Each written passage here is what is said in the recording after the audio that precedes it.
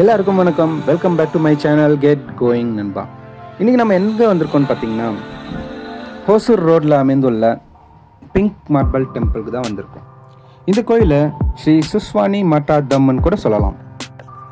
இந்த கோயிலை பார்த்தாலே தெரியும், ஒரு மாதிரி பிங்க் கலரில் இருக்குது. அது ஏன்னு பார்த்தீங்கன்னா இந்த கோயிலை பிங்க் மார்பிள்ஸ் கல்லுங்களால் கட்டப்பட்டு இருக்குது. இந்த கோயில் ரொம்பவே பீஸ்ஃபுல்லாக இருக்குது. அப்புறம் பக்தி நிறைந்த இடமாகவும் இருக்குது.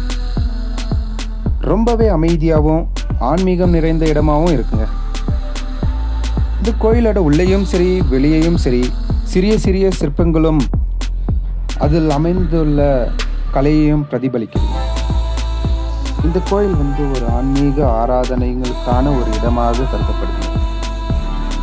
ஒரு அமைதியான சூழலை அனுபவிக்க ஒரு அழகான கோயிலாக எனக்கு தெரியுது.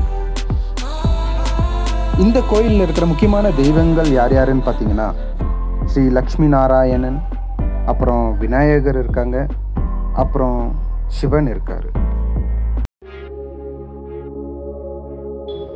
இப்போ நீங்கள் பார்க்கறது ரொம்பவே அழகான ஒரு சிவன் கோயிலுங்க. கோயிலுக்கு முன்னாடி ஒரு மிகப்பெரிய ஒரு சிவனுடைய சிலையும் அமைந்திருக்கு. அதை பார்க்கவே ரொம்பவே அழகாக இருக்குங்க.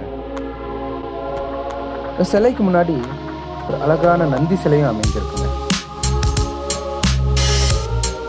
இந்த அழகான சிவன் சிலைக்கு முன்னாடி நேர் ஆப்போசிட்ல சிவன் லிங்க வடிவில் நம்மளுக்கு காட்சி தராங்க.